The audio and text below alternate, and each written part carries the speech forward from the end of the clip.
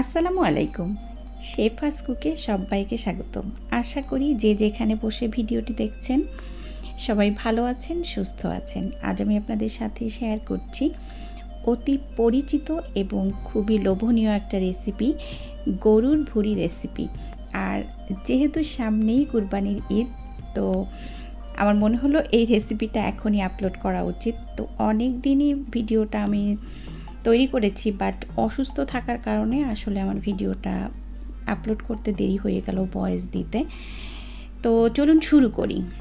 প্রথমেই আমি যেটা করেছি, এই ভুঁড়িটাকে পরিষ্কার করেছি, তারপরে ভালো করে গরম পানি দিয়ে ধুয়ে লবণ হলুদ দিয়ে সিদ্ধ করে তারপরে এইভাবে ছোট ছোট করে কেটে আমি ডিপ ফ্রিজে সংরক্ষণ করেছি। আর এইভাবে যদি রাখেন তাহলে কিন্তু 1 বছর পর্যন্ত ভুঁড়ি ফ্রিজে ভালো থাকে এবং যখন ইচ্ছা তখনই রান্না করে খাওয়া যায়। তো এই যে আমি এভাবে রেখে দিয়েছিলাম, এটা আমার 6 মাসের উপরে হয়ে গেছে ভুঁড়ির বয়স। তো দেখতে পাচ্ছেন এখন এটা রান্না করব। আর আমার যা যা লাগছে আমি কিন্তু সব কিছু গুছিয়ে নিয়েছি। তো কতটুকু পরিমাণ নিয়েছি এটা আমি রান্নার সময় বলে দিব। চলে এসেছি রান্নায়, কড়াই বসিয়ে দিয়েছি। গরম হয়ে যাওয়ার পরে এখন আমি পরিমাণ মতো তেল দিয়ে দিচ্ছি। আর এখন তেলটা গরম হওয়া পর্যন্ত অপেক্ষা করছি। এরই মধ্যে তেল গরম হয়ে গেছে। এখন আমি এখানে 2টা পেঁয়াজ ভালো করে কুচি করে নিয়েছি, সেটা দিয়ে দিলাম। আর পেঁয়াজগুলো দিয়ে এখন আমি ভাজি করে নিব। আর এটা কিন্তু অবশ্যই ভালো করে ভাজি করতে হবে, বেরেস্তার মতো করে।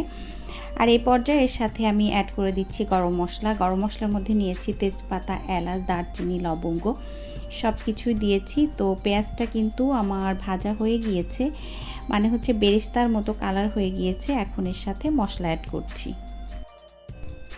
প্রথমে দিয়ে দিচ্ছি এখানে 3 চা চামচ পরিমাণ পেঁয়াজ বাটা। যেহেতু ভুঁড়ি রান্না করছি মশলা একটু বেশিই লাগবে। এখন দিচ্ছি 2 চা চামচ রসুন বাটা। এখন দিয়ে দিচ্ছি 2 চা চামচ আদা বাটা। এখন ভালো করে মিশিয়ে নিচ্ছি আর 1 মিনিট অপেক্ষা করছি, মানে হচ্ছে 1 মিনিট ধরে এটা আমি একটু ভেজে নিব। এখন এর সাথে অ্যাড করে দিচ্ছি আমি 1.5 চা চামচ পরিমাণ জিরা বাটা, 2 চা চামচ পরিমাণ শুকনা মরিচ বাটা। আর শুকনা মরিচ বাটা দিয়ে রান্না করলে টেস্টও ভালো আসে, কালারটাও সুন্দর আসে। তো দেওয়া হয়ে গিয়েছে, এখন আমি একটু ভালো করে মিশিয়ে নিচ্ছি। আর এখন এর সাথে অ্যাড করছি 1/2 চা চামচ পরিমাণ ধনিয়ার গুঁড়া। আর এখন এর সাথে অ্যাড করছি 1.5 চা চামচ পরিমাণ হলুদের গুঁড়া। সব কিছু দিয়ে আমি কিছু সময় কষিয়ে নিব। আর এখন দিয়ে দিচ্ছি স্বাদ মতো লবণ। আর লবণ দেওয়ার পরেই কিন্তু আমি সব সময় কষানোর জন্য পানিটা দিয়ে দেই, কারণ হচ্ছে লবণ দিয়ে যদি নাড়ানাড়ি করা হয় তাহলে কিন্তু ননস্টিকগুলো উঠে যায়। আপনারা অবশ্যই এই টিপসটা ফলো করবেন। এখন আমি পরিমাণ মতো পানি দিয়ে দিয়েছি মশলাটা কষানোর জন্য। এখন শুধু নাড়াতে থাকবো। তো নাড়াতে নাড়াতে কিন্তু আমার মশলাটা কষানো হয়ে গিয়েছে, তেল উঠে এসেছে। এই পর্যায়ে এখন আমি এর সাথে অ্যাড করে দিচ্ছি সেই ভুঁড়িগুলো। আর এখানে একটা জিনিস খেয়াল করবেন যে ভুঁড়ি কিন্তু আমরা লবণ হলুদ দিয়ে সিদ্ধ করে রেখেছি। তো লবণের পরিমাণটা কিন্তু একটু বুঝেই দিতে হবে। অনেক সময় কিন্তু লবণ যদি প্রথমেই বেশি দিয়ে দেন তাহলে কিন্তু সমস্যা হয়ে যায়। তো একটা জিনিস খেয়াল করবেন যে লবণ প্রথমে একটু কম দিয়ে পরে কিন্তু আবার একটু খেয়ে দেখে আবার দিতে পারবেন। তো ভুঁড়িগুলো সব আমি দিয়ে দিয়েছি। এখন আমি এইভাবে ঘড়ি ধরে 5 মিনিট ধরে কষিয়ে নেব। আর রান্নার ক্ষেত্রে এই সব ছোটোখাটো কিছু টিপস যদি ফলো করা হয় তাহলে কিন্তু সেই রান্নার স্বাদ অনেক গুণে বেড়ে যায়। এখন আমি একটু ঢেকে দিচ্ছি। আর চুলার আঁচটা মিডিয়ামে রেখেই কিন্তু আমি কষিয়ে নিয়েছি। আর এইভাবে রান্না করছি, দেখতে পাচ্ছেন এরই মধ্যে কিন্তু তেল উঠে এসেছে এবং কালারটা অনেক সুন্দর হয়েছে। এখন আমি পানি দিয়ে দিচ্ছি এই ভুঁড়িকে সিদ্ধ করার জন্য। আর ভুঁড়ি সিদ্ধ করতে কিন্তু অনেক সময় লাগে। তো যাদের তাড়াহুড়ো থাকবে তারা প্রেসার কুকারে রান্না করতে পারেন। আমার কিন্তু প্রেসার কুকারে রান্না একদমই পছন্দ না। তো যাই হোক, এর মধ্যে আমি যতটুকু পানি প্রয়োজন দিয়ে দিয়েছি। এখন পানিটাকে শুকিয়ে নিচ্ছি। তো এরই মধ্যে কিন্তু পানিটা প্রায় শুকিয়ে গেছে। তো ওই পর্যায়ে এসে আমি একটু আলু দিয়ে দিচ্ছি।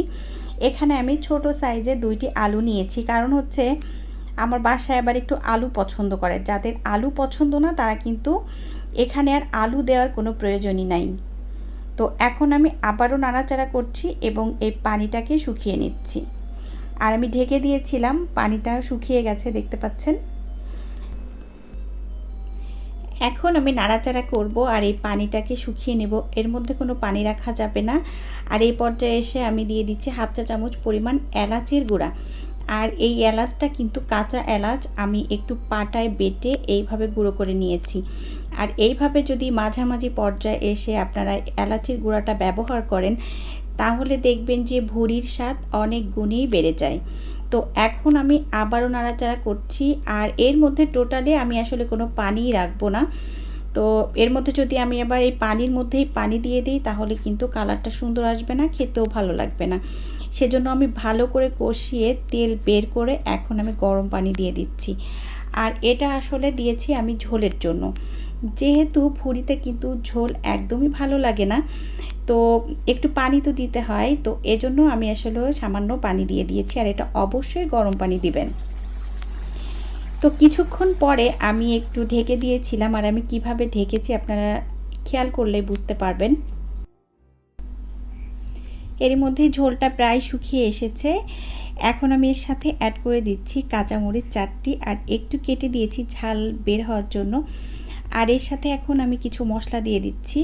প্রথমে দিয়েছি ভাজা ধনিয়া গুঁড়া, তারপরে দিয়েছি ভাজা জিরার গুঁড়া, এখন এর সাথে দিয়ে দিচ্ছি ভাজা গরম মশলার গুঁড়া। তো আমি কিন্তু একবারেই এইভাবে সব কিছু ভেজে ভেজে গুঁড়া করে রেখে দিই। আর এটা কিন্তু বেশি রাখি না, অল্প পরিমাণেই রাখি, কারণ বেশি দিন থাকলে কিন্তু এর স্মেলটা চলে যায়। এরই মধ্যে কিন্তু আমার ভুড়িটা প্রায় হয়ে গিয়েছে। তো এখন আমি চুলার আঁচটা বাড়িয়ে দিচ্ছি, বাড়িয়ে যে পানিটা আছে এটা আমি শুকিয়ে নিচ্ছি। রান্নাটা কিন্তু আমার অলমোস্ট হয়ে গিয়েছে, দেখতে পাচ্ছেন কত সুন্দর কালার এসেছে। আর যদি আপনারা ঝোল রাখতে চান আর একটু ঝোল রাখবেন, আমার কিন্তু ভুড়ির মধ্যে ঝোল একদমই পছন্দ না। তো এতক্ষণ যারা আমার সাথে ছিলেন সবাইকে অসংখ্য অসংখ্য ধন্যবাদ। সবাই ভালো থাকবেন, আমার জন্য দোয়া করবেন।